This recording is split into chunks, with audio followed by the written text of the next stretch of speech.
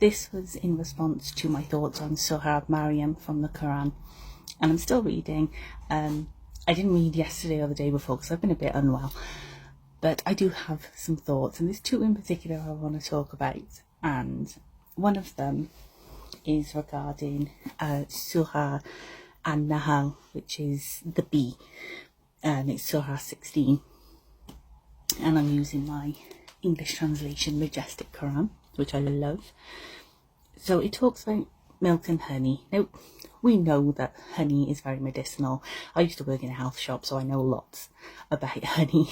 And I mean, it can be eaten after thousands of years. They found it in Egyptian tombs and it was still edible. So it's a wonder product of nature. And starting on verse 68, it says, "Your Lord gave the bee an instinct to build hives in the mountains, the trees and buildings, inspiring her. Eat the nectar from different fruits and follow the ways of your Lord humbly. Then from its belly comes a syrup of different colours in which there is a healing for people. It is a sign for those who think." Then it's got a lot of these explanations, like footnotes, and it says, scientists estimate that in Britain, if there were no bees, it would cost farmers £4 billion to pollinate the crops. That was as of 2017. The bee has many amazing features. Its hive is constructed ingeniously and mathematically. The honey it produces from eating nectar is full of nutrition and useful elements. It has antioxidants that are good for the body. They dilate the blood vessels, increasing blood to the organs, reduce inflammation, and have antibacterial properties. Now, as I said, we've known about that for a very long time anyway, but the interesting part was the inspiring her. Because for a very long time, scientists thought that worker bees were all male. And then I think it was a few years ago, and they were like, oh, actually, they're all female. And the Quran already knew that. And I think, I could be wrong about this, but it's to do with the Arabic translation, because it's the same as using the he and him for Allah, where there's no particular word for like they, them. So I think that's right. I can't remember where I seen that. Someone did it in a video. It might have been one of Sister Crystal's. It could have been someone else. But anyway, that's why they just kind of go he, him instead. And that's what leads to the confusion. But they knew bees were girls. And I was like, that's amazing. I also thought, I guarantee there would have been Arabic scientists thousands of years ago who probably would have said, hey, we know bees are girls, and you just know Westerners would have been like, no, we're not listening to that, because unfortunately in the West we suck. But anyway, moving on, this is the bit that literally blew my mind. I couldn't believe this. I was just like, what?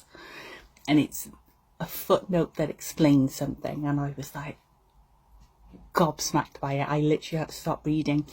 I messaged my boyfriend and I was like, oh my god, this part has blown my mind. So it's in Surah 7, which is Al-Araf. I believe it's the heights. The heights, which is kind of like purgatory, for those who don't know. So we're here, this second paragraph, and it says, pray humbly to the Lord who created the universe. It was talking about creation. And it says, Allah is your Lord who created the heavens and the earth in 6 days. Then we have the footnote, and this is the bit that this period of 6 days is not 6 lots of 24 hours. In the Quran, a day is equated with 1,000 years. This isn't literal either. 1,000 represented the largest numerical concept then known to the Arabs, unlike in India at that time, where they already had words for 100,000, lakh, and 10 million, crore, sorry if I've said that wrong. So this refers to 6 relatively distinct eras and doesn't conflict with the scientific theory that the universe was created 14 billion years ago with the Big Bang. Literally, that was my reaction, was like, sorry, in the Quran it says the earth is 14 billion years old, and it doesn't argue with the Big Bang Theory, basically. I was just like, oh my god. I'm just like gobsmacked by this wonderful book. I'm still reading. I'm here now. Where am I? Surah Al-Anbiya, Surah 21, the Prophets. So I'm still going with that, but this wonderful book is just blowing my mind constantly. There are some bits where I kind of go, okay, and then later on it kind of explains things, and like I said in one of my other videos, I go, why? Turn the page, oh, that's why, like Sheldon, ironically from Big Bang Theory. But yeah, it's amazing.